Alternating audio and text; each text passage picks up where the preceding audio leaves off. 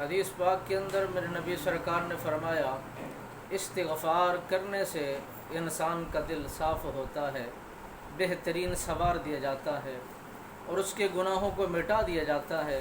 میرے نبی رحمت فخر موجودات صلی اللہ علیہ وبارک وسلم سرکار فرماتے ہیں استغفار کرنے سے انسان کے بہترین اعمال میں اضافہ کر دیا جاتا ہے۔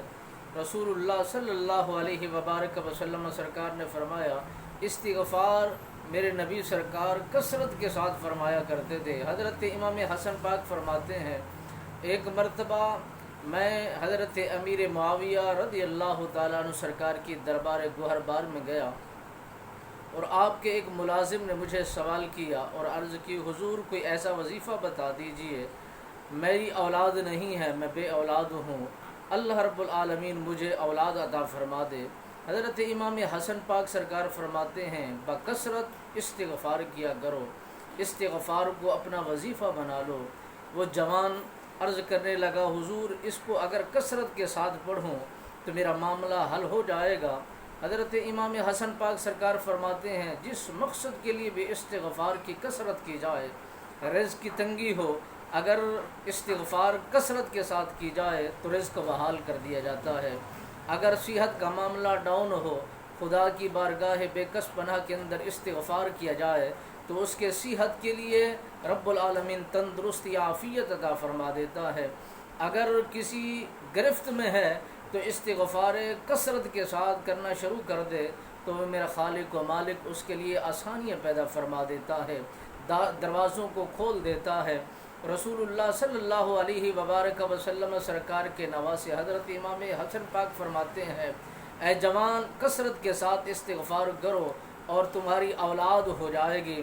وہ جوان کثرت کے ساتھ 7 تسبیحاں روزانہ کثرت کے ساتھ پڑھنا شروع کر دیتا ہے۔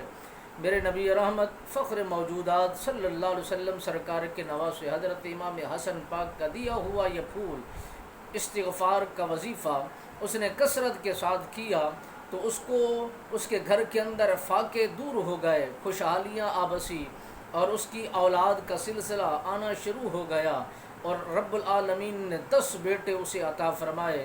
حضرت امام حسن پاک کا دیا ہوا وظیفہ جب حضرت معاویہ پاک رضی اللہ تعالیٰ عنہ سرکار نے اس جوان کی اس خوشحالی کو دیکھا تو آپ نے پوچھا یہ وظیفہ تجھے کہاں سے ملا ہے؟ تو اس جوان نے جواباً عرض کی حضور امام حسن پاک آپ کی دربار میں آئے تھے، میں نے ان کی دربار میں عرض کی تھی تو انہوں نے مہربانی فرمائی یہی استغفار کی کثرت مجھے کرنے کی تلقین فرمائی۔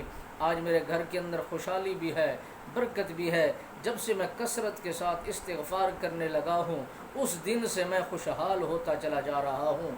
استغفار کرنے سے دل زنگ آلود بھی ختم ہو جاتا ہے، میل کچیلیں بھی ختم ہو جاتی ہیں، اللہ کا نور بھی آ جاتا ہے، دل میں اور دماغ میں صحت میں نور بھی پیدا ہو جاتا ہے، خوشحالی دل و دماغ کے اندر رچ جاتی ہے۔